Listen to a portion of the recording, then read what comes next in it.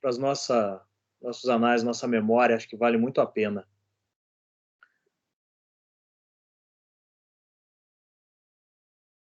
Então, Thaís, Walterley, podemos iniciar? Então, senhoras e senhores, boa noite. Nós iniciamos hoje, dia 26 de julho de 2021, a primeira semana de estudos José Roberto Vieira. É importante lembrarmos que, assim como ocorreu anos atrás, quando surgiu aquele livro em homenagem ao mestre José Roberto Vieira, que não se tratava de um mero livro, né, de uma verdadeira homenagem, também agora não se trata de um simples seminário ou de um mero seminário, né? É uma verdadeira homenagem feita sob medida, uma demonstração de carinho, uma demonstração de agradecimento, uma demonstração de amor por parte daqueles que tiveram a vida impactada positivamente aí pelo professor José Roberto Vieira. Quando o Walterley e eu conversávamos sobre esse evento e tentávamos fazer a distribuição das tarefas, né, o Walterley muito gentilmente disse para mim, não, Maurício, a apresentação nós gostaríamos que ficasse para você que fizesse a apresentação, não só do evento, mas também do professor Vieira. Isso muito mais que uma tarefa do que um encargo, né? Realizar essa apresentação é um verdadeiro privilégio, né? Não quer dizer que esse privilégio seja um privilégio fácil de cumprir, né? Uma tarefa difícil. E aí eu fiquei imaginando como fazer isso, sabe? Como fazer essa apresentação. Bem, é de conhecimento de todos. E aqui, professor, nós temos orientandos e ex-orientandos seus, alunos do professor André Foloni, temos alunos da Federal, temos alunos do Unicuritiba, temos alunos da PUC do Paraná, temos alunos da Universidade Católica de Brasília, e todos sabem, todos conhecem o meu sentimento, ou melhor, os meus sentimentos pelo senhor, em relação ao senhor, de admiração, de gratidão e de amor, né? Esses são alguns. E aí, depois de muito refletir sobre como eu poderia fazer essa apresentação, eu concluí que se eu fizesse uma apresentação exclusivamente pessoal, eu estaria sendo injusto com a audiência, estaria sendo injusto com os expositores e estaria sendo injusto com aqueles que estavam engajados nessa organização, como, por exemplo, a Nádia, a Thaís, a Paula, né, o César, o Júlio, que está aí com esse baita desse fone de ouvido, né? Eu estaria sendo injusto com o pessoal. E aí eu pensei, puxa vida, como é que eu poderia fazer uma apresentação que não fosse uma apresentação só minha, fosse uma apresentação de todos nós. E aí eu lembrei, professor, de um livrinho que o senhor me deu, não sei se não foi o primeiro livro que o senhor me deu, que foi esse aqui, O Profeta, do Gibran Khalil Gibran. O senhor me deu esse livro em 3 de fevereiro de 2006. 3 de fevereiro de 2006, o senhor disse assim, porque a vida é muito mais do que apenas o direito, e porque acima dele, certamente estão a filosofia e a poesia. Celebro sua formatura com esta obra não jurídica do Gibran, um filósofo e poeta como poucos. Parabéns e felicidades. Dia de São Brás. E aí eu lembro que o senhor gosta muito do Profeta, do Gibran Khalil Gibran, e pensei, por assim dizer, três dizeres do Gibran, ou explicações do Gibran, que eu acho que casam muito bem com o que a gente quer fazer hoje aqui. Né? Ao falar sobre o trabalho, o Gibran disse o seguinte: quando trabalhais, realizais parte do sonho mais longínquo da Terra, desempenhando assim uma missão que vos foi designada quando esse sonho nasceu. E, apegando-vos ao trabalho, estareis, na verdade, amando a vida. E quem ama a vida através do trabalho, partilha do segredo mais íntimo da vida. O trabalho, mais para frente, ele diz: o trabalho é o amor feito visível. Ao falar sobre o ensino, o Gibran disse o seguinte: o mestre que caminha à sombra do templo, rodeado de discípulos, não dá de sua sabedoria, mas sim de sua fé e de sua ternura. Se ele for verdadeiramente sábio, não vos convidará a entrar na mansão de seu saber, mas vos conduzirá antes ao limiar de vossa própria mente. E sobre amizade, essa eu achei maravilhosa. Ele disse: vosso amigo é a satisfação de vossas necessidades. Por mais que esses três excertos pareçam dizer respeito especificamente ao professor Vieira, o Gibran não conheceu o professor Vieira, né, professor Vieira? Gibran não conheceu pessoalmente o professor Vieira. Então eu resolvi fazer o seguinte, eu resolvi passar a palavra para aqueles que de fato conhecem o professor Vieira. E aí eu peguei, professor, até troquei uma ideia hoje com o amigo Walterley, eu peguei esse livrinho, o senhor que escolheu a capa, inclusive, esse livrinho que todos nós gostamos muito, e nesse livro eu vi os testemunhos daqueles que conhecem bem o senhor. Não sei se o Carlos Renato Cunha, nosso amigo Carlos está aí sim, acabei de ver. Vou começar com o Carlos. O Carlos disse o seguinte: olha, o homenageado, que é o senhor, nasceu no dia de Santa Ana e São Joaquim, pais de Maria, avós de Jesus, cultuados desde o século VI como exemplos de santidade na vida madura. O Ricardo Siqueira de Carvalho, ele enfatiza duas lições daquele que chama de venerado mestre. O professor Vieira, nosso venerado mestre. A primeira, a busca do caminho do coração, lembrando que, abre aspas, seus escritos, suas aulas, suas palestras são expressões de uma vocação exercida com amor. A segunda lição é a de que a busca da verdade se faz por meio do livre debate de ideias, o que, por sua vez, exige apreço pela autonomia intelectual de cada indivíduo. Fecha aspas. Nesse sentido, também são as palavras de Walterley Aparecido da Costa, quem a gente sempre chama de Walter. Disse o Walter, abre aspas, creio que falo por todos quando digo que seus alunos nunca sofreram qualquer tipo de constrangimento para adotar sua posição sobre um determinado tema. Fecha aspas. Em síntese, professor, compartilhamos todos, me parece, do pensar do Guilherme Broto Folador, quando diz que não falta, abre aspas, desculpe, não faltarão testemunhas de que ele, o senhor, para além de um grande cientista, é também um excelente professor. Para muitos, eu incluído, e eu também, o melhor que já tiveram. Fecha aspas. O testemunho do Rosaldo Trevisan confirma essas palavras do Folador, do amigo Folador, quando ele explica no texto que escreveu por que resolveu empregar a inicial maiúscula para designar o senhor professor Vieira como professor. Ele diz que identificou nessa nomenclatura alguém que dedica aos alunos, em especial aos orientandos, não só o comum, o formal acadêmico, mas o incomum, o surpreendente. O que faz com que o aluno se sinta especial, merecedor de uma atenção que, indubitavelmente, extrapola o tempo regular de hora-aula remunerado pela universidade. Tal dedicação do professor confere uma confortável segurança ao aluno e um certificado de qualidade a seu labor. Não sem razão, a Sara Maria Linhares de Araújo Paes de Souza, a Sara, afirma que o professor José Roberto Vieira é uma das pessoas mais geniais que conheceu na vida, lembrando ainda de sua humildade e de seu habitual humor refinado. Aqui eu não sei o que ela quis dizer, professor, mas ela colocou lá no texto habitual humor refinado.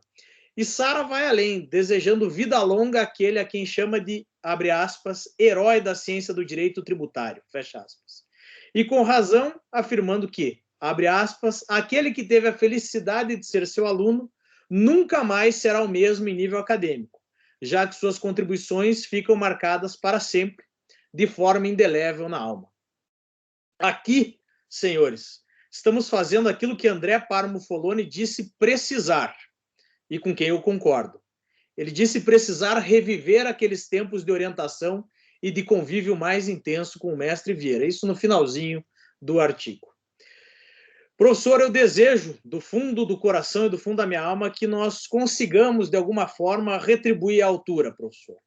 Na menção do Walter, que faz a Zaratrusta no Tributo em Notas, em homenagem ao senhor, ele lembra que Zaratustra diz que retribuímos mal a um professor se continuamos apenas alunos. E aí, professor, nós, seus alunos, que somos professores de outros alunos, esperamos que o senhor aproveite essa semana que foi especialmente preparada para o senhor E, como disse hoje para a Vera, é muito pouco diante daquilo que o senhor representa para nós e é muito pouco se nós considerarmos aquilo que o senhor efetivamente merece. Eu espero mesmo que o senhor goste dessa semana que foi preparada com muito carinho para o senhor, professor.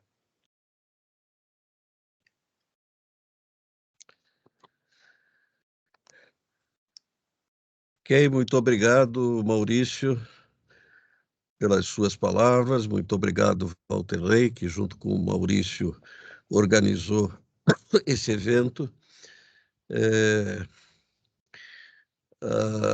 Eu recebi hoje à tarde a ligação de um aluno me perguntando desse evento e perguntando aquilo que o Maurício acabou de tomar providência, perguntando se as palestras e debates iam ficar gravados, e eu disse a ele, olha, eu não sei, talvez tenha essa informação lá no sítio eletrônico, mas dei a ele o endereço eletrônico dos organizadores para ele se informar.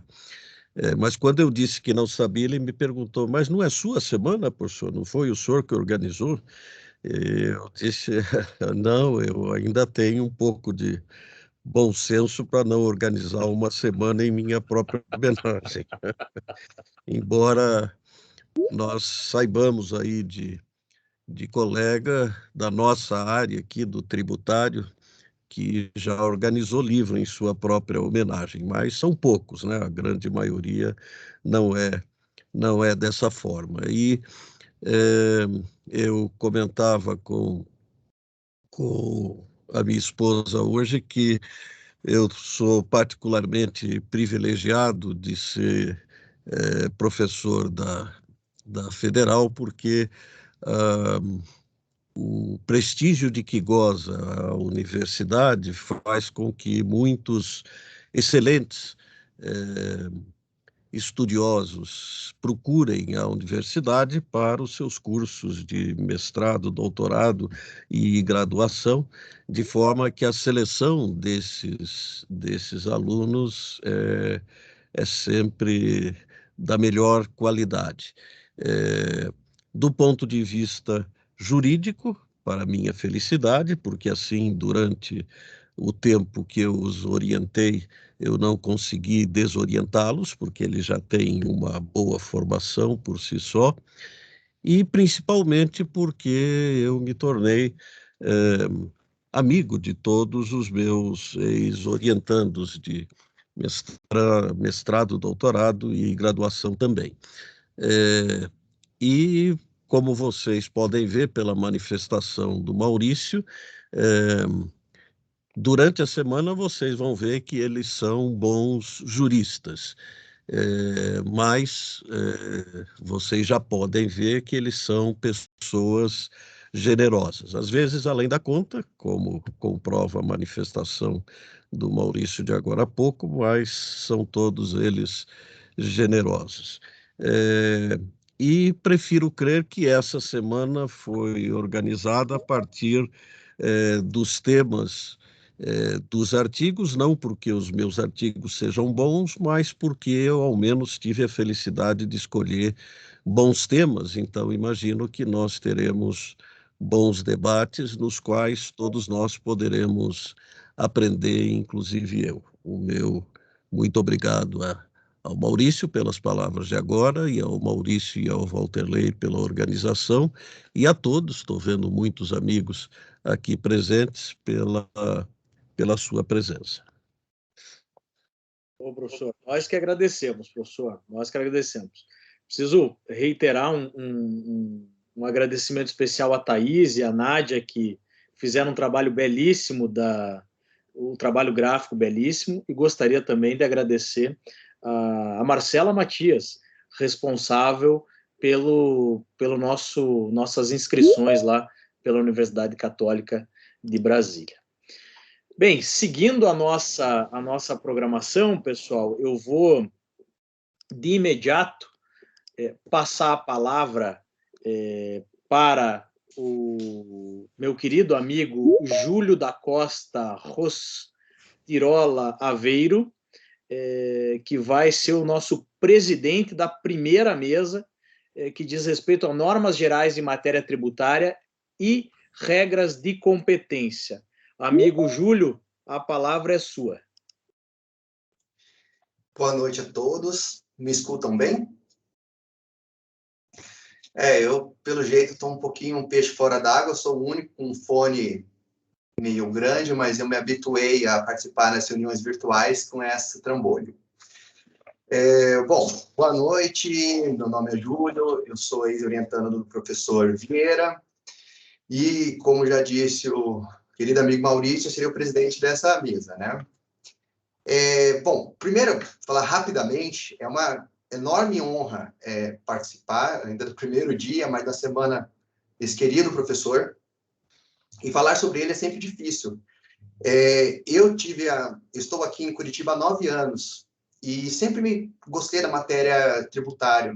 Eu lembro que, conversando com o ex-orientando dele, até então não conhecia o professor Vieira, eu não fiz faculdade aqui no Paraná, ele me falava: olha, Júlio, você gosta de tributário, vai falar com o professor Vieira, meu amigo André Renato, ex-orientando, e falou só elogios, né? O professor não gosta muito que fale, mas é bem generoso porque é devido. Bom, qual não é a minha surpresa? Que quando eu conheci e fui orientando, as expectativas foram superadas. Não somente pela grande cultura no direito, mas também pela literatura e pela humildade que se revela em cada aula, que é inenarrável, né? Não vou me prolongar muito mais, porque essa semana já é em referência, é pouco, como diz o Maurício, mas é de coração. Pois bem, a matéria, como eu já dito, será normas gerais de matéria tributária e regras de competência. Nós teremos como expositores e debatedores que terão cada qual 30 minutos, né? Após esse tempo, será aberto prazo para perguntas, né?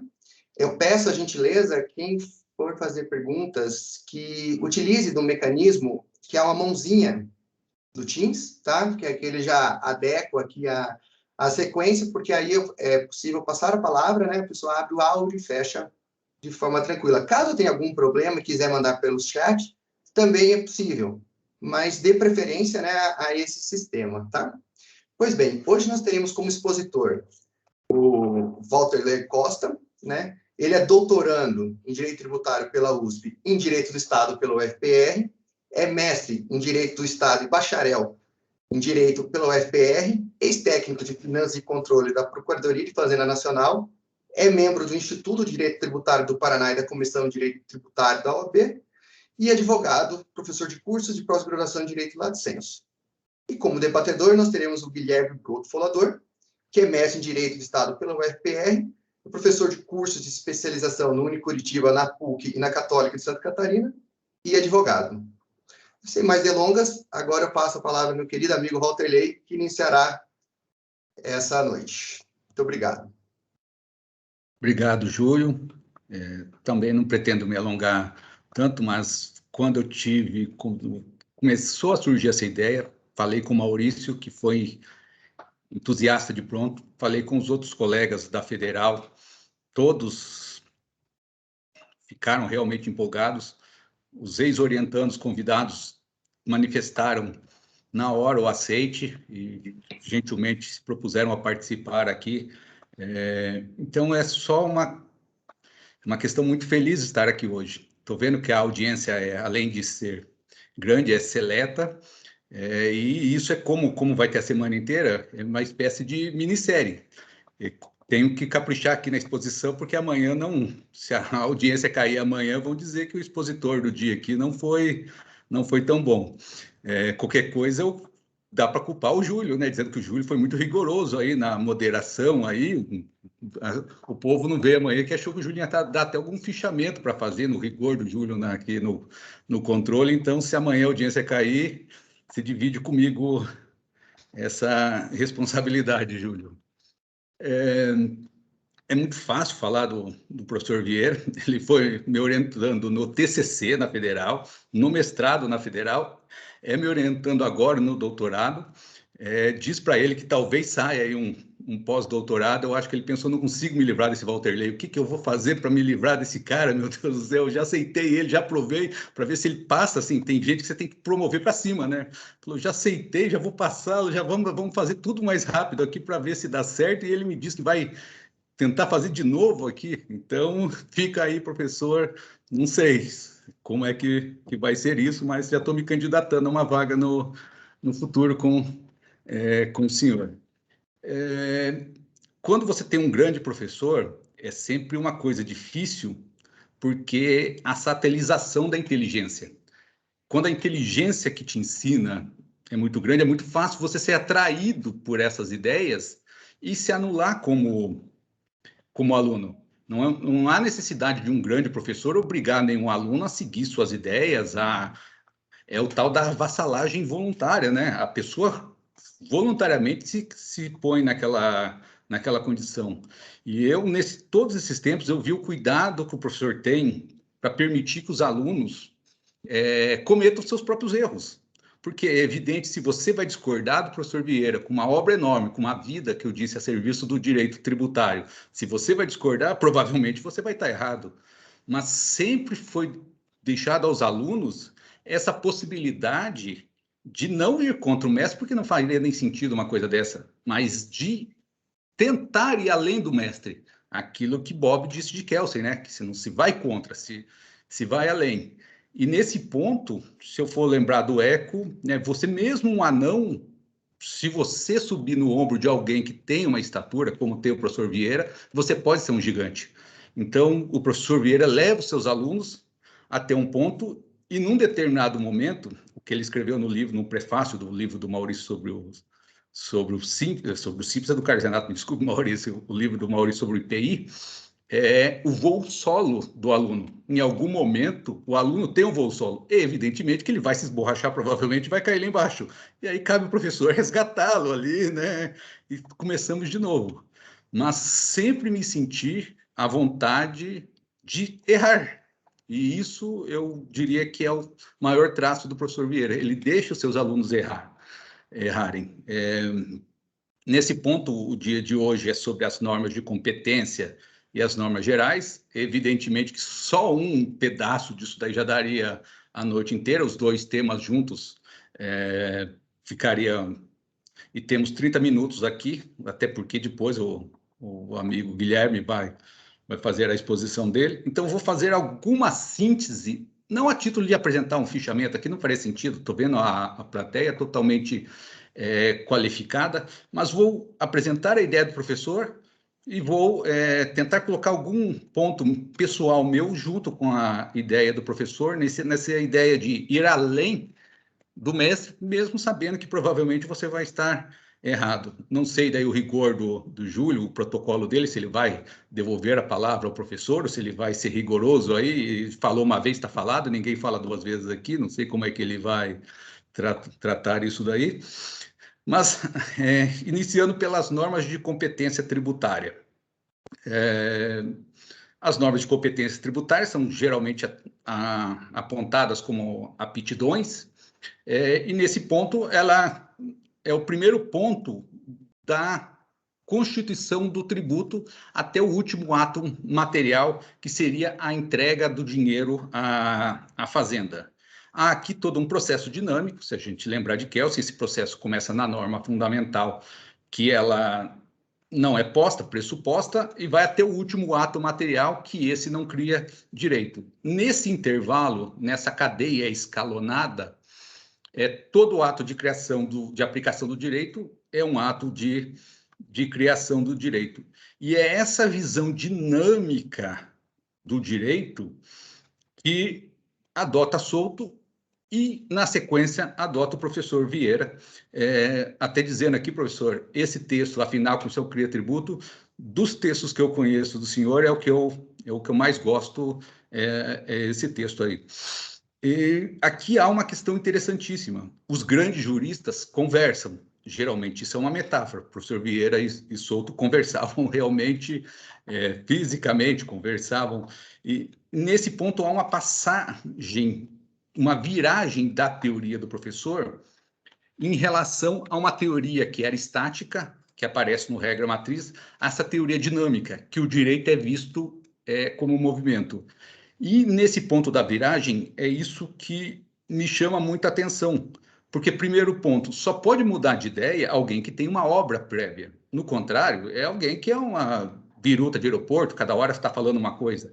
A viragem intelectual só funciona se você tem algo para mostrar, se você já tinha uma ideia antes consolidada e que depois de pensar, meditar, você entendeu que havia uma ideia, uma saída melhor, um ponto melhor. O professor cita, às vezes, o Popper, na verdade, vi citando várias vezes, ou seja, que em algum momento você encontra uma teoria que explique o mundo melhor do que a anterior, e nessa concorrência entre as teorias, você adota uma melhor. O professor Vieira não faz simplesmente, não adota uma teoria, simplesmente não é assim que funciona. Quando se é um grande jurista, se parte de um ponto e se incorpora vários elementos ali, mas aqui o que me chama realmente a atenção é essa mudança do que é tributo em sentido estático para tributo em sentido dinâmico. Eu chamo de, para resumir, uma teoria trilógica, que as normas vão repassando de um para o outro, é a minha dissertação. Se algum dia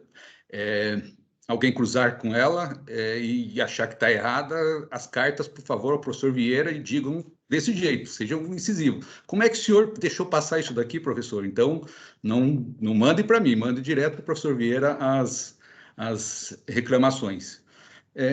De todo modo, tributo, a Constituição cria tributo, pode soar mal não é a palavra, mas pode não soar estranho, porque a doutrina diz que não, diz que a Constituição não cria tributo, mas ela está apegada nesse ponto de vista estático, onde ela olha a norma no seu juízo hipotético, se dado a hipótese, então deve ser a consequência. O doutor Júlio, que gentilmente me apresentou, tem uma obra nesse sentido estático sobre o ITCM, onde ele diz, na fórmula conhecida verbo e complemento, né, que é aceitar herança. Se eu falar bobagem aqui, Júlio, não, por favor, não me corrija em público, tá? Me corrija em privado. Amanhã deixa hoje passar, vamos deixar assim. Mas o professor Vieira, adotando uma segunda posição, entende. A Constituição cria tributo porque é um processo dinâmico de criação que se inicia na Constituição. Aqui há, então, a primeira dificuldade.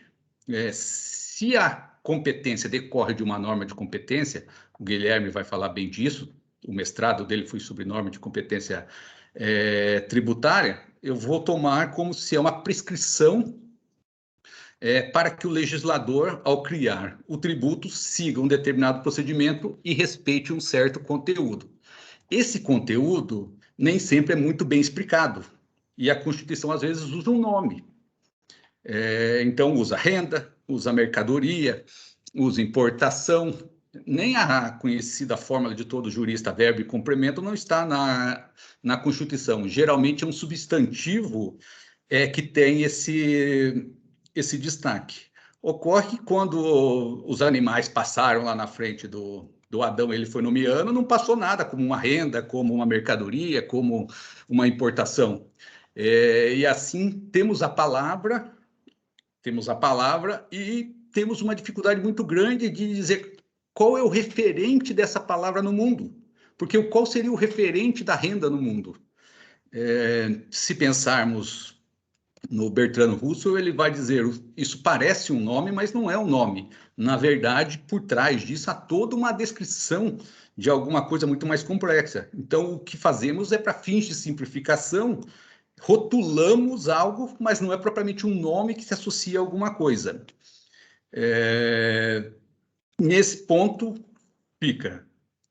Que coisa é essa que a Constituição já nos tenta, o professor usa um perfil mínimo, que quando se estabelece a competência, se estabelece um perfil mínimo. Como descobrir qual seria esse perfil mínimo? Bem, esse me parece que é o trabalho de uma vida de qualquer tributarista, né? O que a gente faz é apontar os conceitos constitucionais, que a lei não está de acordo com o conceito constitucional, escolhemos um tributo para chamar de nosso, né? Estudamos com detalhes, no caso do professor, o IPI, não sei se a paixão pelo imposto de renda já ganhou o lugar do IPI, mas o IPI. Então, temos esse nome e não temos algo no mundo propriamente para imaginar que isso é um rótulo que a gente possa colar. Essas palavras, às vezes, fazem a função do que o Alf Ross diz que é um tutu, né? Alguma coisa que serve apenas para que possamos nos comunicar, mas que, quando vamos imaginar exatamente a que se refere, é uma questão bem mais difícil.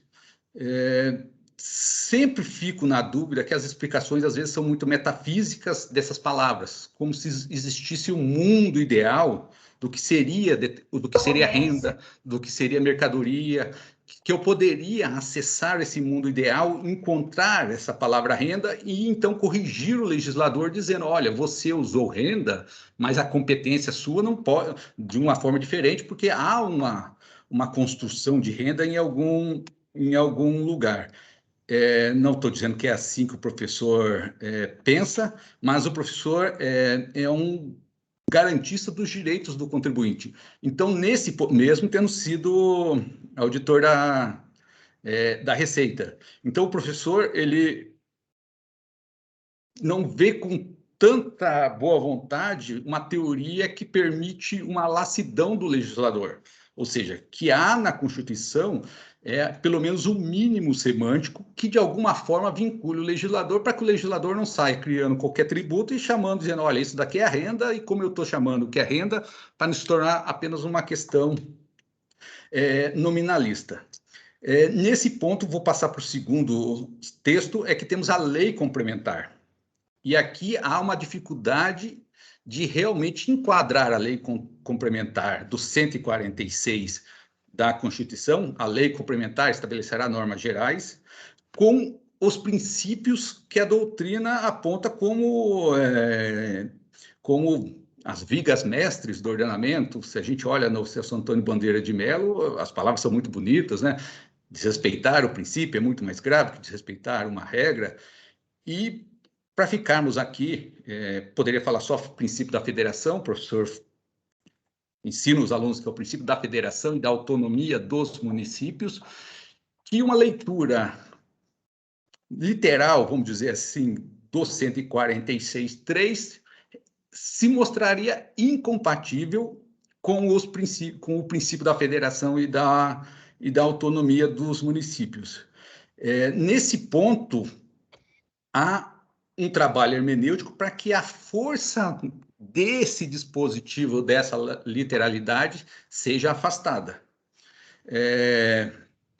Falo aqui, é uma das discordâncias que eu tenho com o professor, e a discordância, veja só, aonde eu cheguei, já há quanto tempo eu estou falando, porque dentro do jogo de linguagem que você compartilha dos mesmos instrumentos, dos mesmos valores, em algum momento, para que você não é uma questão de cópia, senão estaria eu aqui fazendo de porta-voz do professor, em algum momento há alguma divergência, mas dentro do mesmo jogo de linguagem, ou seja, a divergência surge depois que você já se assume em vários pontos daquela forma. Então, aqui fica a forma que eu raciocínio. Não é que eu deva afastar o 146, porque ele, de alguma forma, não vá de encontro ao princípio da federação. Eu devo respeitar o 146 na sua literalidade, porque ele foi criado no mesmo momento desse princípio como uma exceção ao princípio da federação. A ideia, então, eu preciso de uniformidade. Eu não posso permitir que tantos 5.000 municípios, que todos os estados da federação, cada um tenha um direito tributário para chamar de seu. Então, eu vou criar uma exceção a essa plena autonomia do ente federativo. E assim, eu leio o 146, as normas gerais do 146, como uma exceção aos princípios. O que soa, agora eu vou usar a palavra, o que soa mal, porque vai dizer, mas um princípio como o da federação, você vai excepcioná-lo por uma regra? Eu imagino que as regras têm exatamente essa função quando estão no mesmo plano hierárquico, no mesmo tempo cronológico, como é o caso do 146, e os princípios. Então, aqui eu leio o geral não como algo mais abstrato que caberia dentro algo menos abstrato. Ou seja, não é uma bonequinha daquela matriosca. Eu tinha uma namorada, era ucraniana, e um dia eu falei que a bonequinha era russa, uma semana rompido, porque ela me garantiu que a bonequinha é ucraniana e não é bonequinha russa, essa matriosca. Então, as normas gerais, e essa seria uma forma de pensar, ela começa na Constituição e a lei complementar teria um caráter declaratório e explicitador do que se encontra na Constituição. Então, o geral aqui funciona. Eu tenho um conteúdo na Constituição que não é tão fácil de ver, eu vou chamá-lo de conceito e não de uma definição, mas que ele já me dá de tal forma um conteúdo mínimo que quando eu tenho o devido cuidado que eu vou encontrá-lo, que a lei complementar já fica com a sua atuação bem amarrada. Não seria tão simples a lei complementar destoar de alguma coisa, inovar, criar, porque ela é, se ela é norma geral, ela é geral dentro da Constituição. Então, um conceito maior abrangeria um conceito menor. Se eu lembrar do Bobbio, que ele vai dizer o seguinte: as normas geral e abstrata não são sinônimos. As normas podem ser gerais ou as normas podem ser abstratas, podem ser os dois juntos, mas não são sinônimos, não se equivalem geral e abstrato.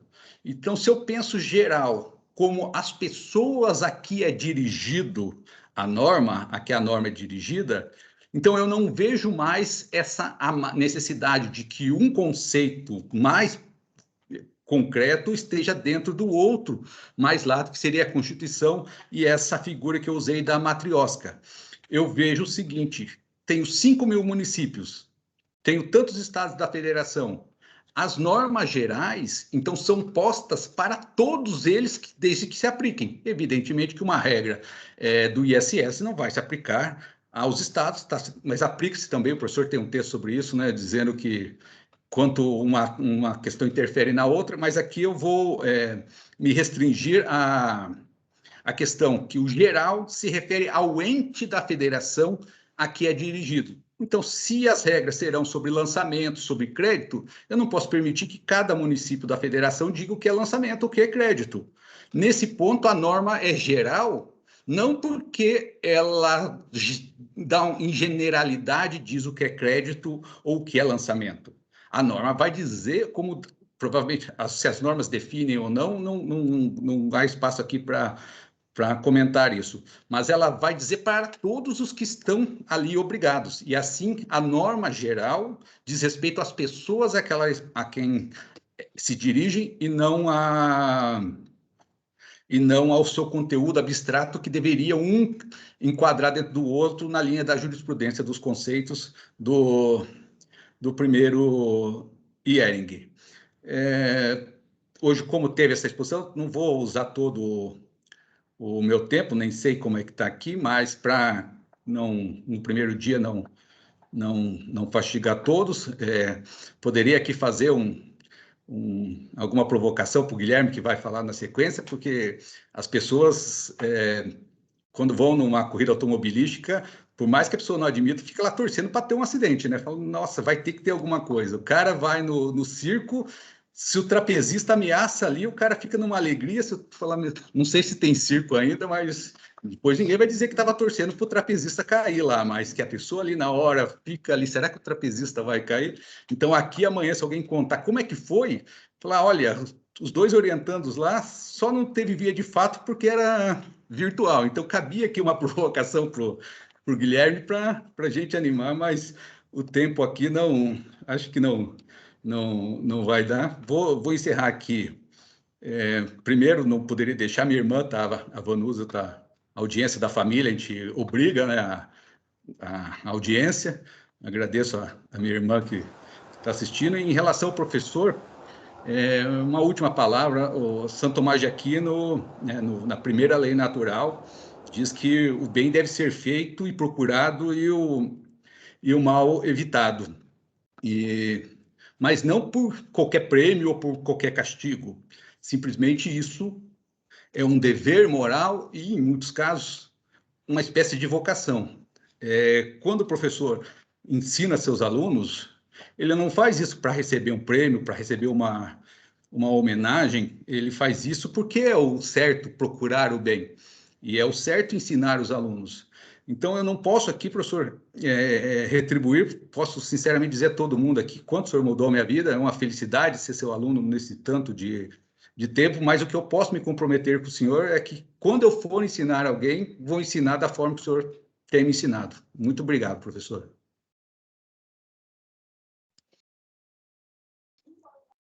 Bom, professor, pela sequência que me foi passada, só deixar bem claro, eu sou só um cumpridor de normas e o Vanderlei não estabelecia as regras. Mas eu vou abrir um parênteses para agradecer o professor Foloni de entrar no time não deixar sozinho com os fones grandes. Então, aí, Maurício, eu estou bem acompanhado agora. Bom, dando sequência... Mas o meu é mais bonito. Não, tudo bem. Concordo. Não tem problema. Desde que esteja acompanhado, tá bom. Então, dando sequência, agora vou passar a palavra para o Guilherme Broto Falador, que é autor de uma excelente dissertação, né, sobre o norma de competência. É uma honra passar a palavra para você, Guilherme. Eu vou fazer só um parênteses que eu não fiz no início. Deveria ter feito igual o professor. A palavra está sendo passada às 19h46 e pelos próximos 30 minutos a palavra é sua, Guilherme. Muito obrigado, pessoal. Primeiro, uma boa noite a todos. Quero dizer que aceitei de pronto, né, o convite aqui para falar nessa semana, enfim, nesse evento que se faz em homenagem ao professor, homenagem mais do que justa. E achei muito pertinente que um dos textos que foi posto para debate inicia justamente pela, digamos, até se pode dizer, a homenagem que o professor faz a São Francisco de Sales e ao mestre Souto. Eu acho pertinente fazer essa lembrança aqui, porque as qualidades que nesse texto ele destaca em São Francisco de Sales e no José Sotomayor Borges, que infelizmente nos deixou há pouco, né, são basicamente as mesmas qualidades que eu próprio vislumbro no professor. Primeiro, um dos traços que o professor destaca em ambos é o veemente domínio da palavra, né? E qualquer texto do professor Vieira é um deleite, né, para todos nós. Se aprende não só com o que está escrito, mas também pela forma como as coisas estão escritas. Além disso, o professor também, na comunicação verbal, também é um mestre, né? É um mestre da palavra, efetivamente. Quantas vezes eu já tive alunos que falaram que foram àquele curso de pós-graduação e não a outro, apenas por conta das aulas que tinham com o professor na graduação, né? E buscavam ver replicado aquilo em maior intensidade num curso de pós-graduação. Além disso, outro traço que o professor destaca em ambos, que eu destaco também nele, é a criatividade dos escritos, né? Sempre tem alguma coisa para além do direito naquilo que está escrito, né? Sempre tem uma menção à vida dos santos, aliás, menção à vida dos santos até nos e-mails mais corriqueiros, né, do professor. Também há sempre ali uma alusão à biografia de algum dos mestres, né? E isso sempre dá aos textos um sabor todo especial, né? Quem já tentou fazer algum texto nessa linha sabe como é difícil, né? É só para quem realmente tem bagagem aí, não é para pessoas como eu, digamos. Outro traço que eu também destaco, dentre os traços que o professor destacou em Francisco de Sales e no mestre Souto, é que o professor é extremamente honesto, né, nos seus escritos, né, a ponto de escancarar suas dúvidas, e humilde também a ponto de revisá-las, né, revisar suas posições sempre que convencido da maior acurácia, digamos, dos argumentos da parte contrária, né? Além disso, o professor se põe como vigilante em relação às próprias ideias e tolerante em relação às ideias dos demais, né? Esse é um traço que foi destacado pelo Walter Ley e que, no meu caso particular, eu diria que, mais do que meramente tolerante, ele tem sido magnânimo com os meus erros, né? E, por fim, embora nos textos do professor sempre estejam transbordando, né, de cultura e de erudição, eles jamais soam pedantes, né? É sempre tudo exposto de uma forma muito leve e às vezes até com humor, o que faz com que, enfim, atrai a simpatia de todos, né? Revela um traço da personalidade do professor, que faz com que todos, além de sermos seus discípulos, né, tenhamos facilidade também em nos tornarmos seus amigos, né? Como ele próprio disse que Francisco de Sales e o mestre Souto se tornavam em relação aos seus discípulos. Pois não é por acaso que nós estamos aqui numa noite fria de segunda-feira, enfim, todos despendendo de parte do seu tempo para debater sobre os textos do professor como forma de homenageá-lo, né?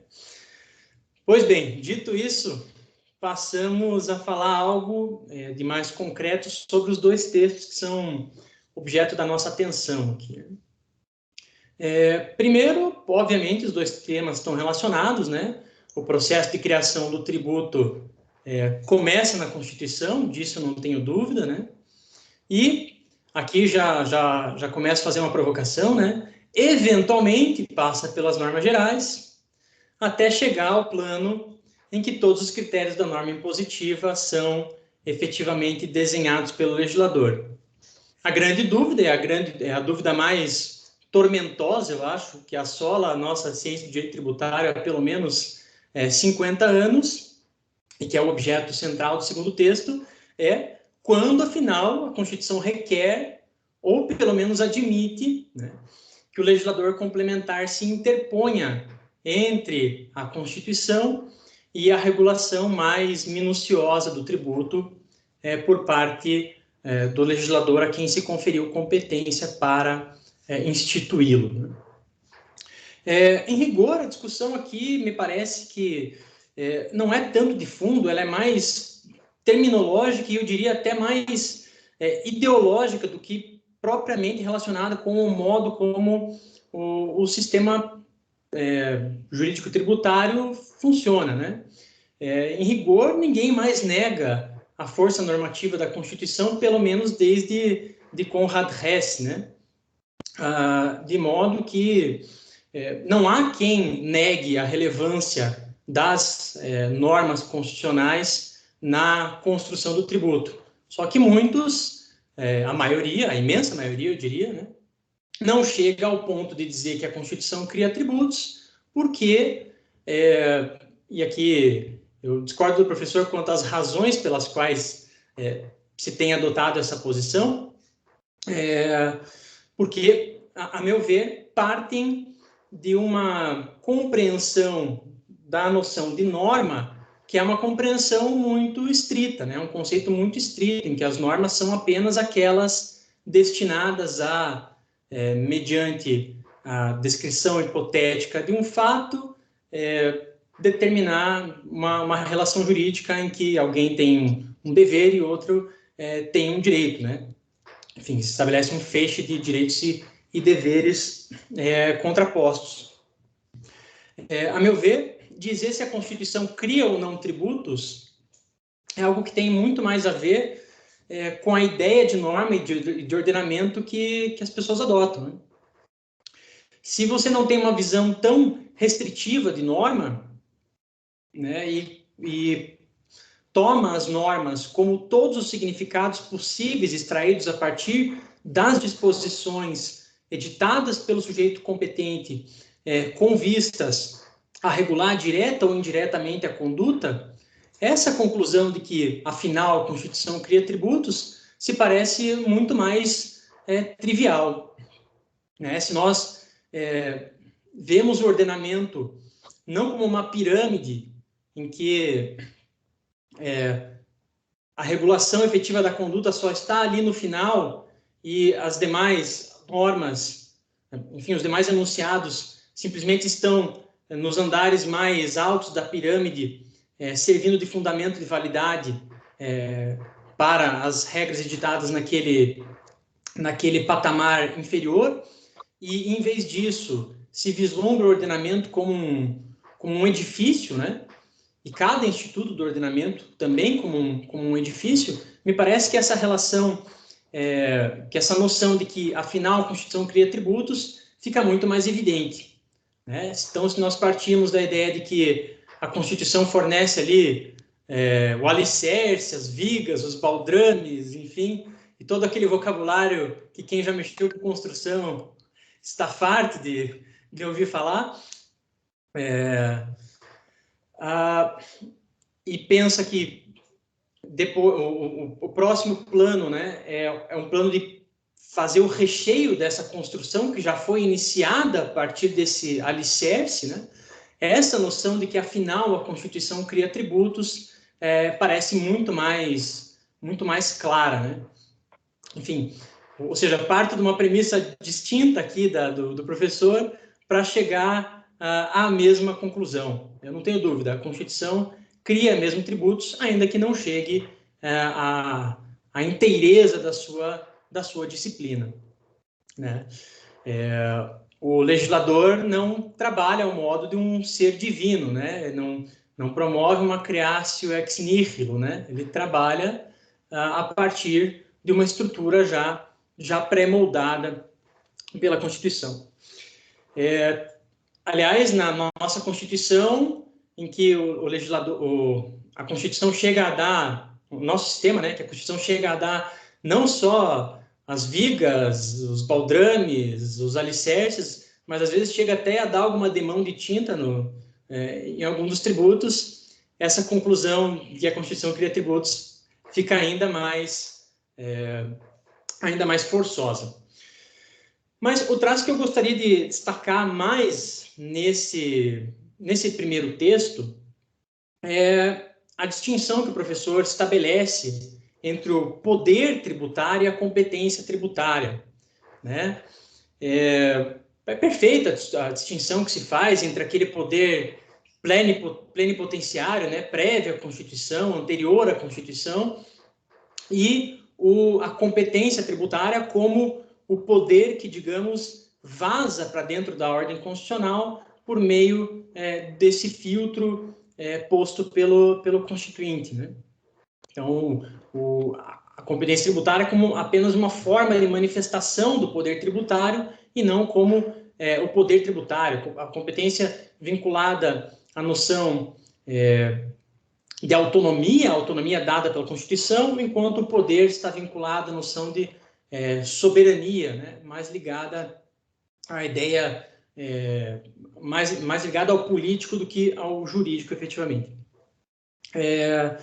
E destaco nesse ponto aqui, vou até mencionar ipsis literis, a observação que o professor faz, e me parece igualmente precisa, no sentido de que não se deve admitir a convivência de diferentes funções e competências dentro da mesma categoria conceitual, né? Daí a necessidade de se estabelecer essa distinção entre poder e competência tributária.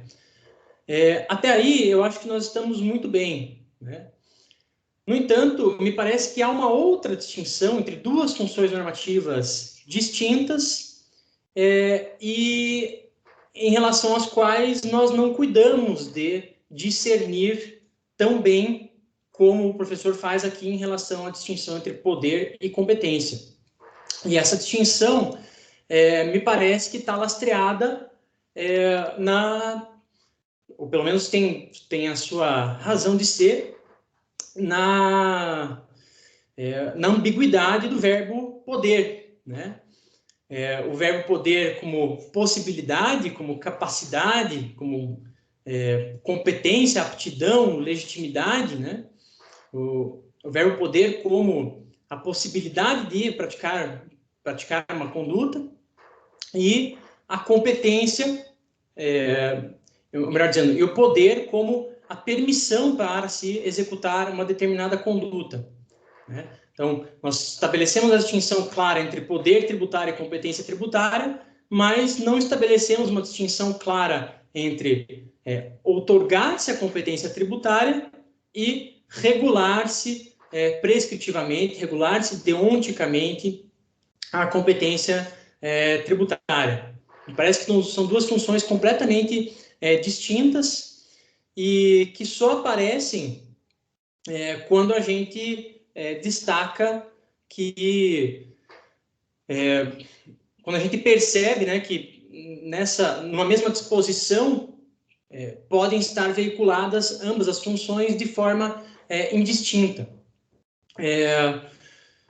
O Kelsen, ele destacou muito bem o parentesco essencial que existem entre conceitos como competência, capacidade, legitimidade e imputabilidade, e esse parentesco que ele destacou nos permite ver que a função capacitante, a função capacitativa de uma norma não tem nenhuma relação com a função de permitir, né, a função de regular deonticamente uma conduta. E a prova disso é que o Kelsen destaca que há normas que capacitam para o ilícito, né? Há normas que capacitam para o proibido. Por exemplo, a regra que diz que é crime deixar o médico de notificar doença cuja notificação é obrigatória, né? Primeiro, a norma capacita o médico, ou seja, só o médico é quem é capaz de praticar essa conduta, para, num segundo momento, dizer que essa conduta é proibida. Ora, se a regra capacitativa fosse uma regra permissiva, esse resultado simplesmente não seria possível que esses dois enunciados convivessem sem gerar antinomia, sem gerar contradição. No entanto, nós convivemos perfeitamente com a existência desses dois enunciados sem vislumbrar neles qualquer sorte de antinomia, né? E me parece que, a partir dessa distinção entre o que é capacitar alguém, o que é tornar alguém competente para realizar um ato, o que significa dizer que, se aquela pessoa realizar o ato respeitando todas as condições de validade, vai se produzir uma norma jurídica tributária válida, uma norma que efetivamente vai obrigar os seus destinatários a adimplir como preceito nela fixado, é uma função completamente distinta de dizer quando o sujeito vai poder editar esse enunciado, vai estar obrigado a editar esse enunciado ou vai estar proibido de editar esse enunciado. Não quero entrar aqui na polêmica mais difícil, talvez, que é de vislumbrar até normas de competência, vislumbrar até a existência de competências tributárias cujo exercício seja proibido, mas eu destacaria pelo menos mais de um caso em que o exercício da competência tributária é obrigatório, né? Ou seja, em que é proibido omitir o exercício da competência tributária. Para além do exemplo clássico já do ICMS, né?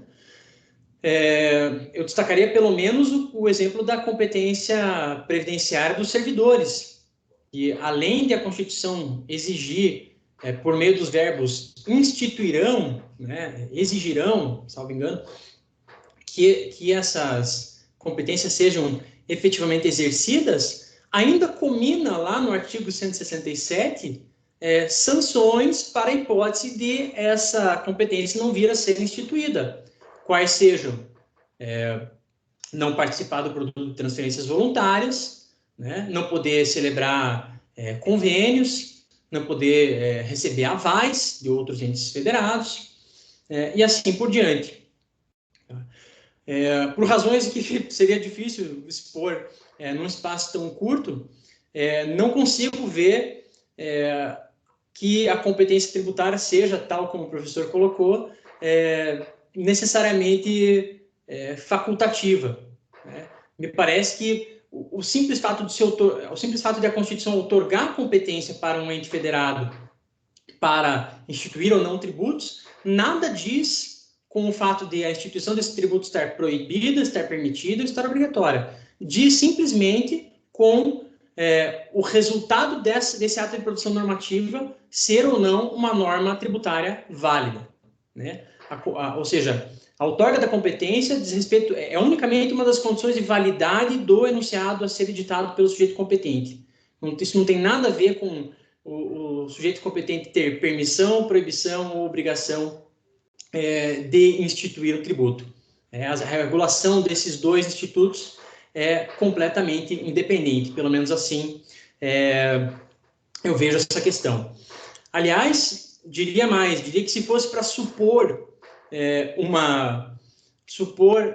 a regulação deontica da conduta de exercer a competência como efetivamente regulada pela Constituição, eu tenderia a ver que, pelo menos em relação àqueles tributos cuja instituição é necessária para carrear aos entes federados os recursos necessários para fazer frente às suas tarefas constitucionais, a instituição do tributo é efetivamente obrigatória, né? O ente federado não tem o direito de ficar de pires na mão, para usar a expressão corriqueira,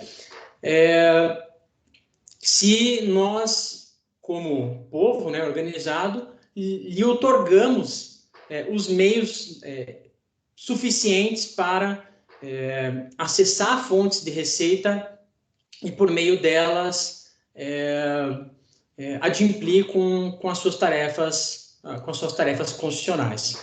Então, se fosse para supor uma regra deontica a respeito do exercício da competência, eu diria que, pelo menos, aquelas que sejam imprescindíveis para fazer o sujeito efetivamente autônomo são de exercício obrigatório.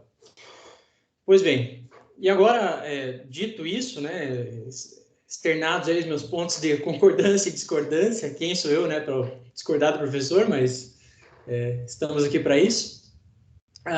Eu passo para o segundo texto, que trata do tema talvez mais difícil e de relevância mais cotidiana nesse altiplano das discussões do sistema constitucional tributário, né, que diz respeito às funções da lei complementar, ou, mais especificamente, a respeito das normas gerais em matéria tributária, né?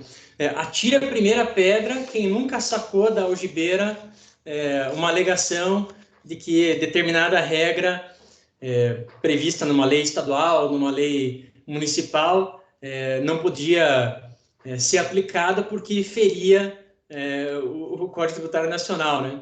A gente sabe que na posição de advogado ali, o CTN nos dá um arsenal grande de ferramentas para nos desincumbirmos dos nossos casos práticos.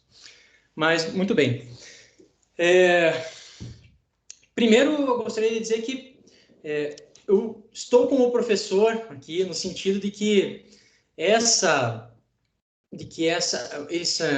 competência para estabelecer normas gerais, especialmente sobre, né, não pode significar uma amplitude absoluta para o legislador complementar fazer o que bem entender, tratando especialmente sobre tudo. Eu compreendo aqui a crítica que o Walterley colocou en passant, né, no sentido de que não existe uma forma ideal de federação, né, no sentido de que a Constituição desenhou o seu próprio tipo de federação, com as suas próprias características, e, aliás, isso está expresso no texto da Constituição, né? Ele diz que todos são autônomos nos termos dessa Constituição, é a dicção expressa lá do artigo 18, mas também não posso deixar de observar que essa expressão tem um certo sentido, né? Dizer que são todos autônomos nos termos dessa Constituição não me parece que é a mesma coisa que dizer que são todos autônomos, exceto quando a Constituição disser que não são autônomos. Em outras palavras, né? Os termos da Constituição, a que alude o artigo 18, estão aí para concretizar a autonomia dos entes federados e não para excepcioná-la. Nesse ponto aqui, manifesta a minha discordância em relação ao que o Walter colocou. E como é que eu vejo essa autonomia, né? Como uma autonomia voltada à provisão, né, dos meios necessários para se desincumbir das tarefas que o Constituinte lhe combinou, né? O ente federado não pode abrir mão de ter em suas mãos os meios necessários para realizar todas aquelas tarefas que a Constituição exigiu que ela cumprisse. Em razão disso, eu tendo a me aproximar da corrente dicotômica, né? Da corrente que interpreta, que procura restringir um pouco o alcance literal do artigo 146, inciso 3, nas suas alíneas A e B, muito embora também conceda aqui um pouco o argumento para admitir que os adeptos da corrente tricotômica têm razão quando dizem que não se pode esvaziar o artigo 146, 3, a ponto de deixá-lo completamente inócuo, né? Se ele serve simplesmente para completar aquilo que já está para se referir àquilo que já está nos incisos 1 e 2, né? Dispor sobre conflitos de competência e regular as limitações constitucionais ao poder tributar. Então, para que o inciso 3, alíneas A e B? Então, me parece que é necessário encontrar algum sentido, né? alguma eficácia normativa, mínima que seja, a esse inciso 3. Né? E nesse ponto, eu gosto muito de um texto que foi escrito pelo Solon Zen, precisamente naquela obra que foi coordenada pelo Maurício, pelo Alexander e pelo Dalton, em que ele trata justamente da lei complementar em matéria tributária, e que ele diz que essas normas gerais, né, a expressão normas gerais, ela é daquelas expressões que contém uma vagueza por gradiente, né, uma vagueza gradual. Nós sabemos que até certo limite as normas não são gerais e a partir de certo limite elas passam a ser gerais, mas há uma zona cinzenta ali em torno da qual talvez não seja possível chegar a um consenso. Por isso, me parece que é mais produtivo trabalharmos com o objetivo de dizer quando que as normas decididamente não são gerais, do que tentar chegar efetivamente à noção do que são as normas gerais. E aqui quer me parecer que quando o legislador fala em normas gerais, ele está falando em normas que se referem a todos os tributos ou a pelo menos mais de um tributo, né? Quando o CTN, portanto, pretende intrometer modificações, né, na compostura da norma de uma determinada espécie normativa, né, ou versar, por exemplo, sobre o TCMD, né, estipular a base de cálculo do TCMD, ou dizer o que é um imóvel para fins de IPTU, ou dizer o que é um veículo automotor para fins de IPVA, aí me parece que efetivamente o CTN está desbordando da sua função de estabelecer normas gerais. Eu sei que eu estou já quase excedendo o tempo aqui, pessoal, mas mais uns 5 minutinhos eu termino. E vejo dois argumentos que me parece que corroboram essa ideia. Tá? Primeiro, quando a Constituição desejou que determinado traço específico de um certo tributo fosse regulado por lei complementar, ela fez isso de maneira expressa, né? E fez isso, por exemplo, no artigo 155, parágrafo 2º, 12A, ao dizer que compete à lei complementar definir o contribuinte do ICMS. Ora, se a regra do inciso 3, alíneas A e B do artigo 146, tivesse mesmo aquela extensão absoluta que os partidários da corrente tricotômica pretendem lhe atribuir, esse dispositivo ficaria completamente inócuo, não teria sentido nenhum. O mesmo seja dito do artigo 156.3, né, quando diz que compete à lei complementar definir quais são os tributos, quais são os serviços tributáveis, né? Para que serviriam esses dispositivos, então, se eles já estariam abrangidos lá pelo artigo 146, 3, A e B? Nesse ponto, me parece que os partidários da corrente tricotômica incorrem no mesmo erro de que acusam os partidários da corrente dicotômica. Porque eles, né, criticam o fato de não se atribuir nenhuma eficácia, nenhuma normatividade ao inciso 3, alíneas A e B. Mas os partidários da corrente tricotômica, nessa perspectiva extremamente ampla, também não atribuem nenhum sentido que não seja redundante nas disposições que eu acabei de mencionar. Além disso, me parece que um outro argumento que corrobora essa ideia de que normas gerais, até um truísmo, né, mas que normas gerais não são normas que não são particulares de cada tributo, e é um outro dispositivo que raramente ou jamais vem invocado nesses debates, que é o artigo 150, parágrafo 6º da Constituição. O artigo 150, parágrafo 6º, diz que qualquer subsídio ou isenção, redução de base de cálculo, concessão de crédito presumido, anistia ou remissão relativos a impostos, taxas ou contribuições, só poderá ser concedido mediante lei específica. Lei específica posta exatamente em oposição à lei geral, né? Lei específica, e diz mais, né? Lei específica federal, estadual ou municipal, não nacional, portanto, que regule exclusivamente as matérias acima mencionadas, ou correspondente tributo ou contribuição.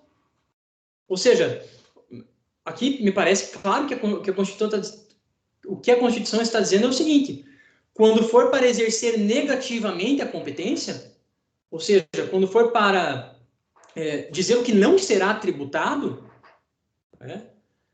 isso precisa ser feito necessariamente por lei específica do ente que foi contemplado com a competência tributária, e não por lei geral.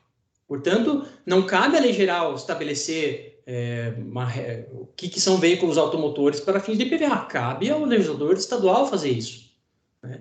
E qualquer regra que esteja prevista na lei complementar e que desborde o que restrinja a extensão semântica possível da noção de veículos automotores previsto na Constituição, a meu ver, vai incidir em constitucionalidade. Me parece que o que falta um pouco é a gente ver a competência para tributar e a competência para isentar como o verso e o anverso de uma mesma medalha, na linha do que o Sotomayor Borges defendeu naquele livro dele, Isenções Tributárias, depois transformado em Teoria Geral da Isenção Tributária. A competência para isentar e a competência para tributar, elas são duas faces de uma mesma moeda. De maneira que se eu estendo uma, eu restringo a outra. E se eu amplio a outra, eu restringo a primeira. Portanto, esses dispositivos não podem ser vistos de maneira dissociada. Além disso, essa interpretação socorreria aquele reclamo mínimo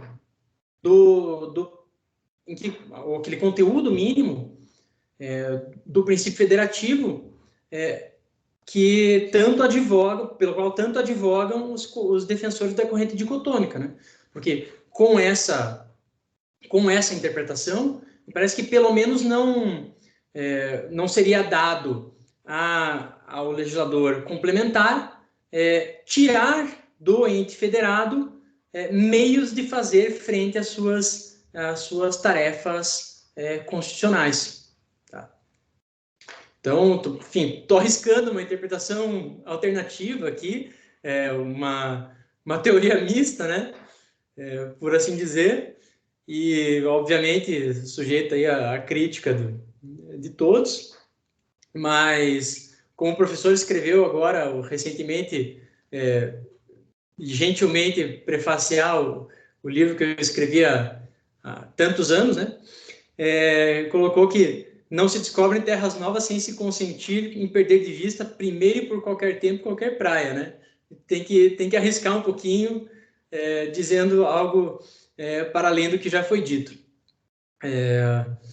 E com isso concluo a minha exposição e, enfim, fico à disposição para debater com os amigos. Muito obrigado. Bom, parabéns aos dois. Ótimas exposições e posicionamentos. É um tema razoavelmente, vamos dizer, totalmente tortuoso.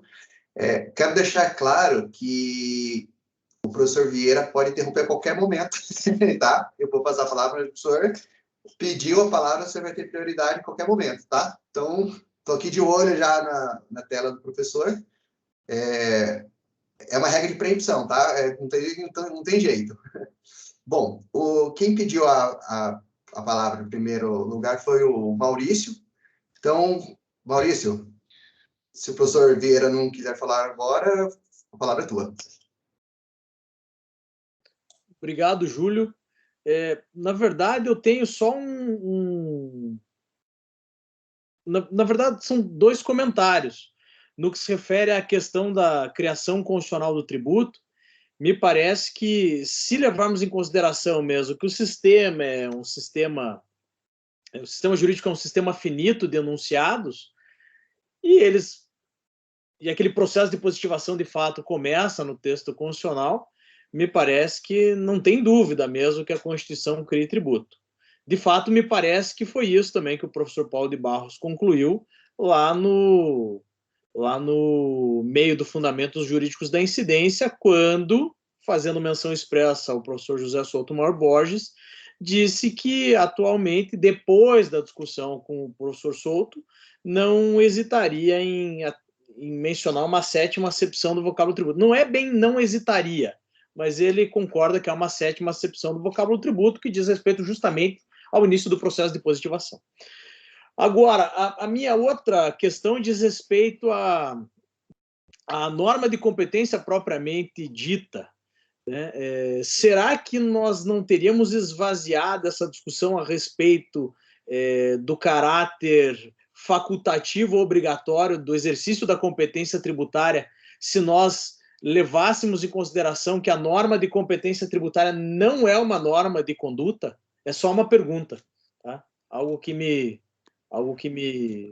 Eu sei que há uma corrente que entende que as normas de competência são normas de conduta bimodalizadas ou de ordem superior, ou ainda com reiteração de modais deônticos, mas há toda uma série de construções dogmáticas, não dogmáticas, mas filosóficas, que afastam esse caráter de norma de conduta às normas de competência.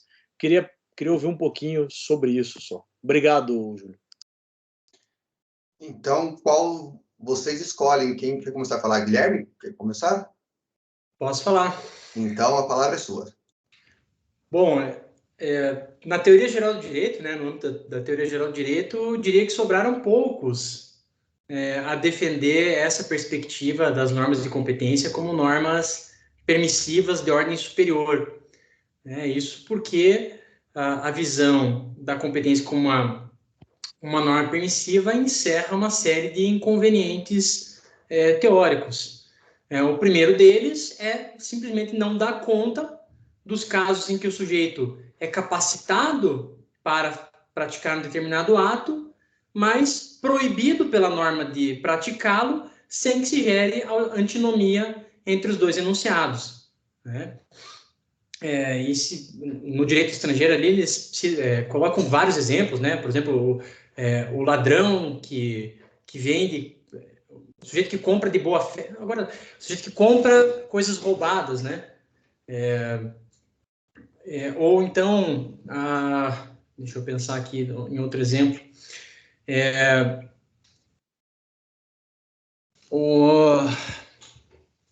Se a gente pensar aqui, agora estão me fugindo os exemplos, aqui eu coloquei um milhão de exemplos na minha dissertação e aqui estão fugindo. Tá? Mas, enfim, normas de competência estão relacionadas simplesmente com a validade dos enunciados editados e não com a permissão para praticá-los, né? É possível você ser proibido de praticar um ato que, não obstante, seja considerado válido. Um exemplo aqui agora que eu lembrei, né? Se você advogar em favor de partes contrapostas, tá? As duas petições que você protocolizar em face de uma parte e em face da outra serão ambas petições válidas. Estará em representação de ambos. No entanto, você terá incorrido no crime de tergiversação e, além disso, numa infração ética, né? Ou seja, não tem relação nenhuma a validade da conduta com a permissão para praticá-la.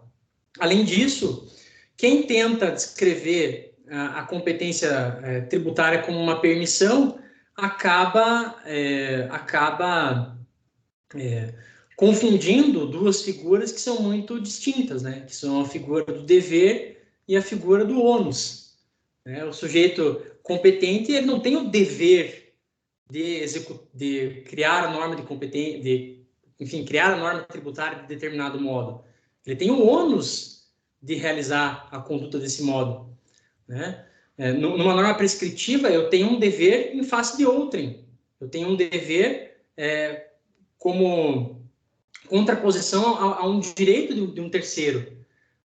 Numa norma de competência, eu tenho que cumprir determinados passos para satisfazer os meus próprios desígnios, né? E não atender a um interesse de um terceiro. Então, só esses traços aí me parece que traçam uma distinção absoluta entre esses dois tipos de função normativa, né? O problema é que, como em português ou em espanhol a gente fala pode, né? Acabam as duas figuras ficando confusas.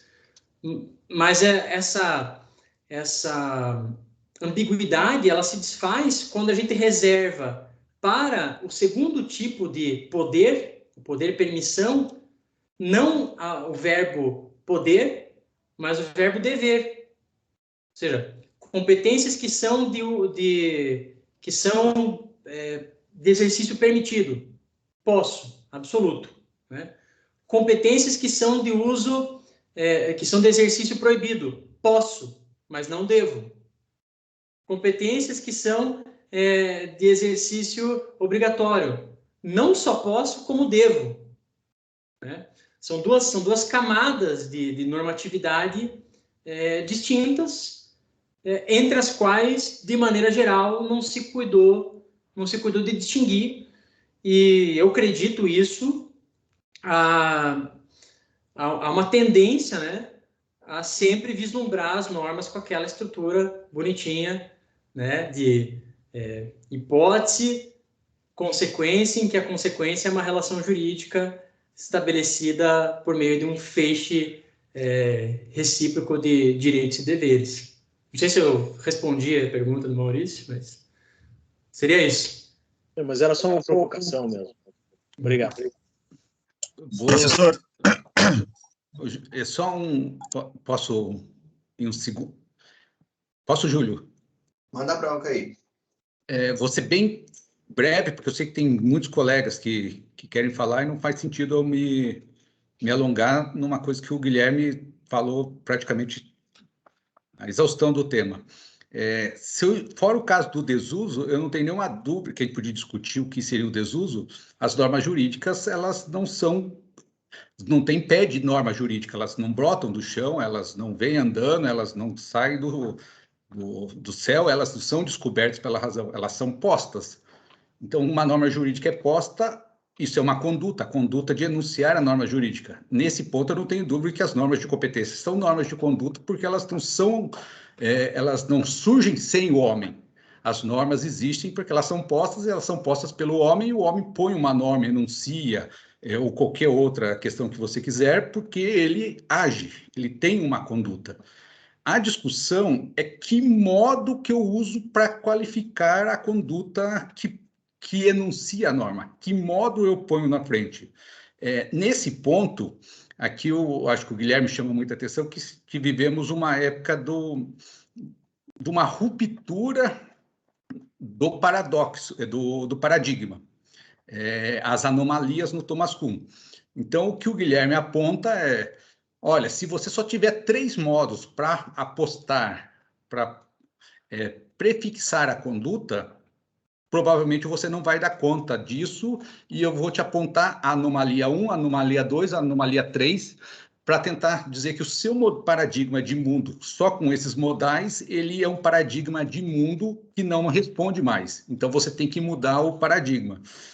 Até esse ponto que o paradigma vem apresentando inconsistências, estou de acordo.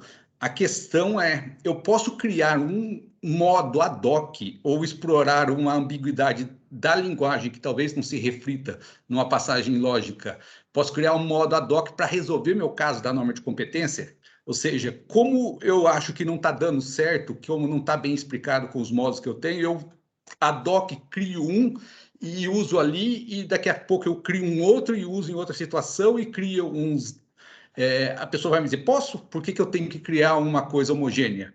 Mas esse é o ponto da discussão, ou seja, qual é o limite que eu posso criar para um caso ad hoc uma solução e quanto isso se aplica a todos, e por que também eu teria que criar uma solução que valeria para todos os tipos de normas. Eu peço desculpa aí se me alonguei, mas o Guilherme sabe que eu gosto do tema. O Guilherme é especialista no tema, eu sou curioso e ele tem me dado o prazer de discutir comigo esse ano sobre o tema aí. Obrigado. Lembrando que para fazer uma pergunta, um comentário, peço a gentileza só de levantar a mão, tá? Tem alguém mais que queira fazer um comentário, uma pergunta?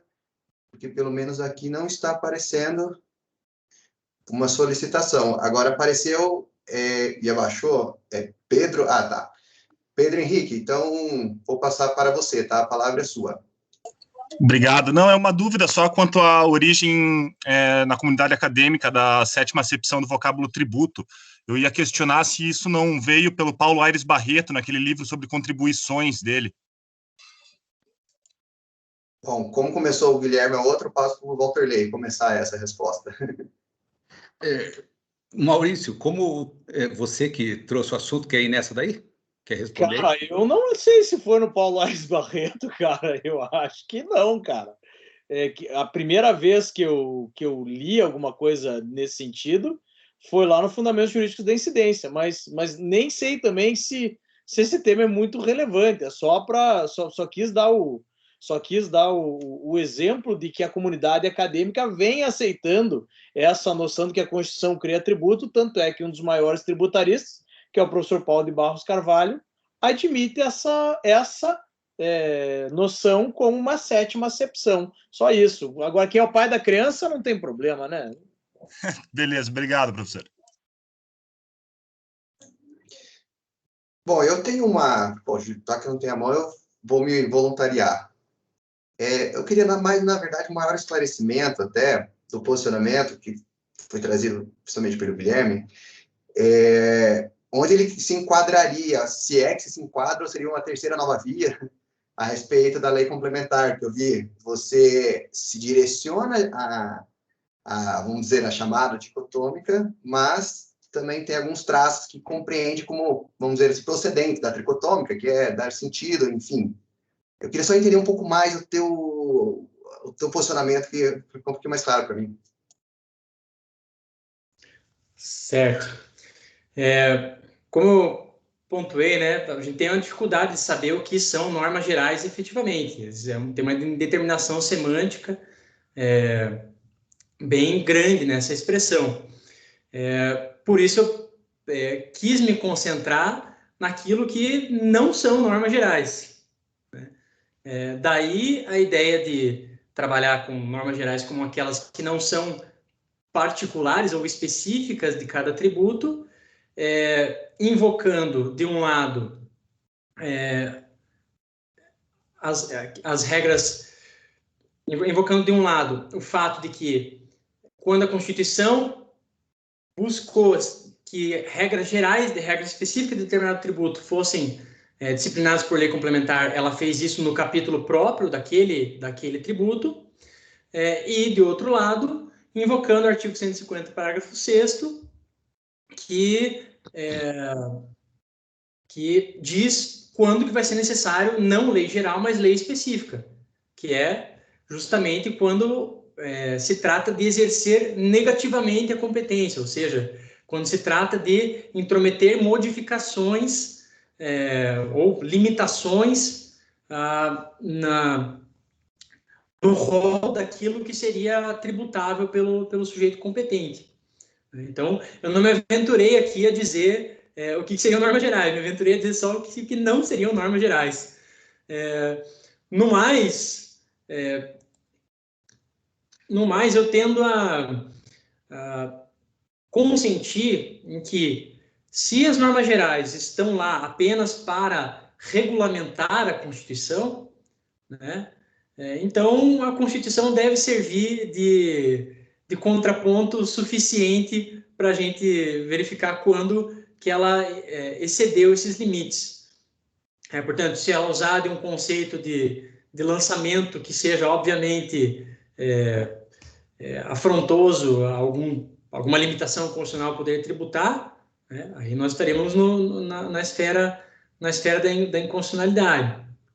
Mas aí, num plano realmente de difícil determinação, né? Eu confesso que não dizer exatamente o que são as normas gerais é coisa que a nossa doutrina está tentando fazer há 50 anos e eu não me aventuraria a fazer em 15 minutos. Os aportes foram negativos aqui.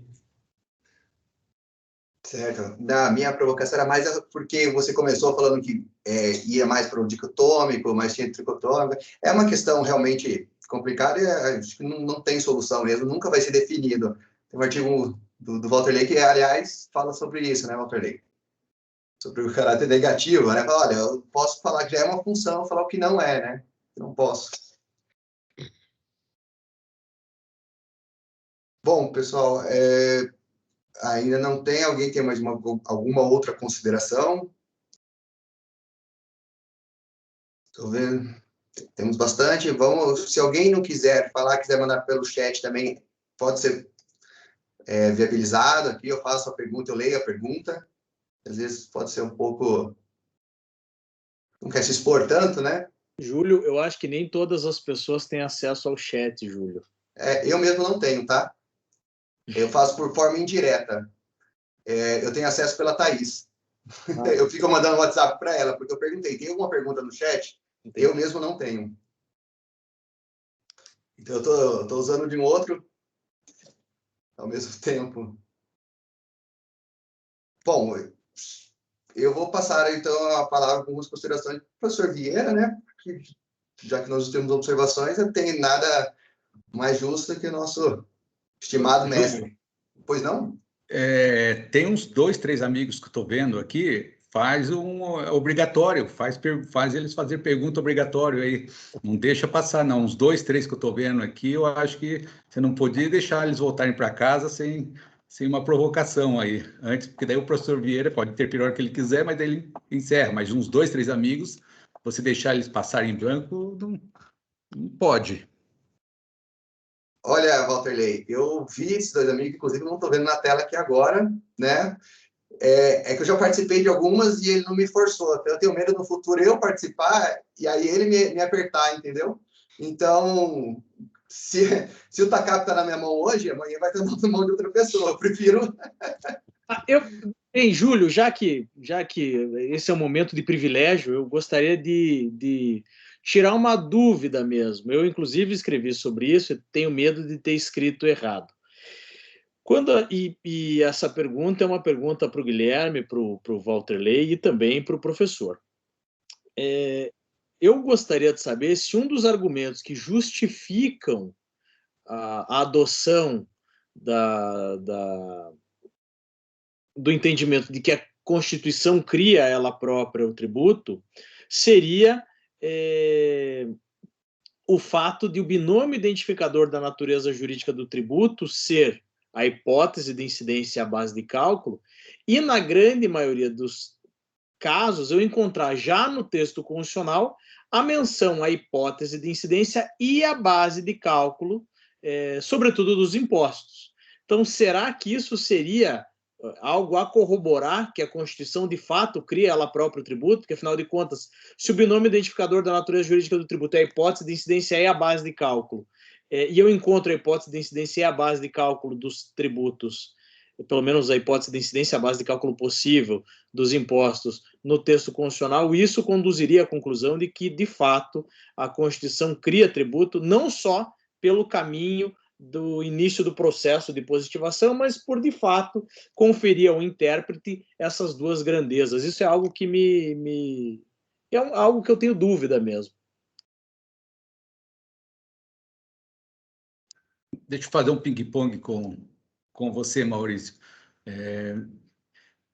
Não sei se só o nome já seria suficiente, eu não sei se eu precisaria ir tão longe que tem a base de cálculo e o critério. Se eu pensar que tem um nome dizendo, pode instituir o tributo sobre a renda, sobre a mercadoria, mesmo que isso seja mínimo, eu já posso imaginar que há algum vínculo, porque eu posso instituir sem saber o que é renda, posso instituir sobre a renda, mas não posso instituir sobre outra coisa que não seja a renda. Então, eu não preciso nem da segunda construção, não, que a segunda construção sua esteja errado. Eu estou dizendo assim, eu acho que eu nem preciso dela para criar um vínculo entre as normas. Então, como a palavra renda limita o conteúdo da ação do legislador, há uma relação genética, mesmo que mínima aí. Então, há uma relação genética no sentido, é permitido, para provocar o Guilherme aqui, instituir a norma, desde que respeite esse determinado procedimento e um determinado conteúdo aqui, mesmo que o conteúdo seja vago. Então, cria porque, de alguma forma, limita. Ao dizer que é renda, já diz que não pode ser outra coisa que não seja renda. Eu não preciso de base de cálculo, a base de cálculo e o critério material para chegar nessa conclusão. Eu diria só que, nessa hipótese, é possível criar, né? Não é permitido, mas é possível criar um tributo desde que seja sobre a renda, né? Se não for sobre a renda, não vai ser imposto de renda, vai ser qualquer outra coisa menos um imposto de renda, né? Enfim, só para devolver a provocação com outro sentido do verbo poder, né, Walterley? Mas a ideia central é a mesma, né? Se a base de cálculo serve para confirmar, infirmar ou afirmar a hipótese do tributo, se eu tenho ali, naquela palavra utilizada pela Constituição ou naquela expressão utilizada pela Constituição, um sentido mínimo que condiciona pelo menos o núcleo do critério material, naturalmente eu estou também determinando limites para a configuração da base de cálculo consequente, né? Se é uma unidade lógica, norma de incidência, não precisaria nem falar do binômio, né? Porque a base de cálculo serve só de confirmação, né? De se o tributo é aquele ou não. Quem manda mesmo é o núcleo da hipótese de incidência, né? Enfim, pelo menos vejo assim.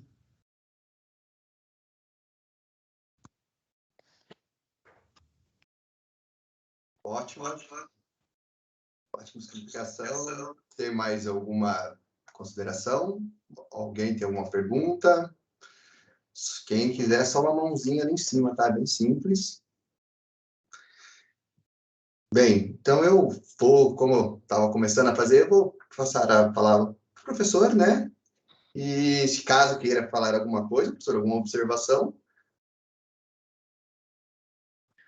Ok, Júlio, obrigado pela palavra.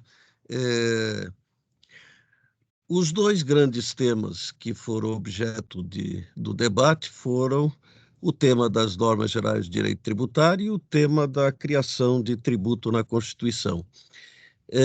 Sobre o tema das normas gerais, o Guilherme acabou de dizer que ele se preocupou não em dizer o que eram, mas em dizer o que não eram. Isso me lembrou a década de 60, quando Carvalho Pinto escreveu numa obra chamada Discriminação de Rendas e falou disso. Ele começou dizendo que não eram normas gerais, e quando ele ia passar adiante, ele disse: talvez eu devesse parar por aqui, porque daqui para frente eu não sei se vou falar com tanta certeza. Mas a grande motivação para refletir sobre normas gerais, que é de fato um tema, como mais de uma vez vocês sublinharam, vem sendo discutido há 5 décadas no Brasil, ou mais, é o fato de que nós sabemos que no direito não existe, como diz o Eros Grau, não existe norma avulsa. Toda norma tem que ser examinada no contexto a que ela pertence. E dentro desse contexto tem especial relevância aquelas normas de maior valor, de maior peso axiológico, que são os princípios. É por isso que eu sugeri que a norma que trata de normas gerais na Constituição, 146, fosse lido à luz do princípio da federação e do princípio da autonomia dos municípios, e não o contrário, embora seja uma via possível, como argumentou o Walter Ley, de se interpretar o 146 como estabelecendo exceção em relação à federação. E a preocupação é porque nós sabemos que a União, usando a via das normas gerais, já atacou a autonomia dos estados e dos municípios no passado. Por exemplo, quando, através de norma geral, de lei complementar, definiu o âmbito dos imóveis rurais para fim de ITR, e, a contrário senso, acabou definindo também o âmbito dos imóveis urbanos para fins de IPTU, invadindo a autonomia dos municípios. De qualquer forma, a grande ideia que está por trás dessa discussão, ou as grandes ideias, são, primeiro, a interpretação olhando para o sistema e especialmente para os princípios desse sistema. Dizia o Ataliba que se nós temos algum princípio que diz respeito ao tema que está sendo objeto da nossa reflexão, não é que nós vamos considerar esse princípio. Nós não podemos deixar de fazer interpretação sem olhar para o princípio, ponto final. Não sou eu que estou dizendo isso. Essa é literalmente a expressão do Ataliba, com a qual eu me ponho de acordo. E o outro grande tema é o tema da criação do tributo na Constituição. E aqui a minha grande motivação para o artigo que foi levado em conta pelos colegas que fizeram a exposição. Esse artigo é de 2005, foi que em 93, quando eu lancei meu livro sobre o IPI, eu defendi a ideia contrária. Eu critiquei o professor Souto por dizer isso, que o tributo já era criado na Constituição.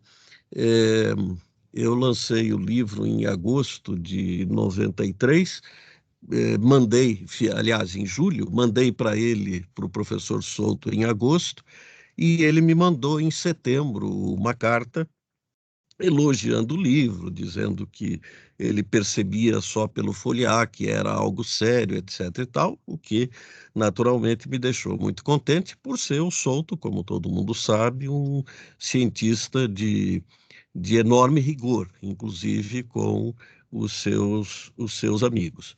2 meses depois, em novembro, Souto me mandou uma outra carta que tinha umas 5 páginas, e na metade da primeira página ele dizia, de fato, agora que eu estou quase terminando o seu livro, eu vejo que ele é sério, é consistente, fez elogios, etc. A partir da metade da primeira página, ele começou a fazer as críticas, que se prolongaram pelas outras 4 páginas e meia, mostrando que para ele o tributo começava a ser criado na Constituição e que nessa parte eu estava muito errado.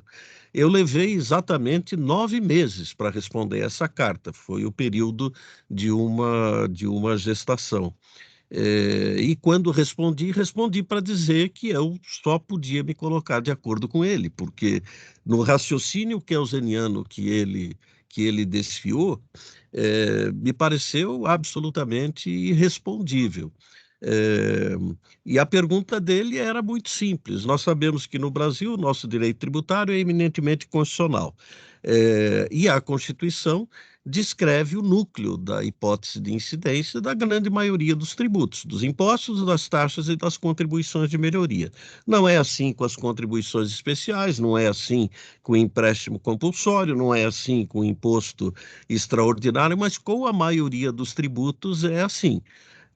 Agora, eu não vou discutir se só existe tributo, dizia o professor Souto, se só existe tributo depois que o legislador veicula a norma de incidência completa. Isso não me interessa.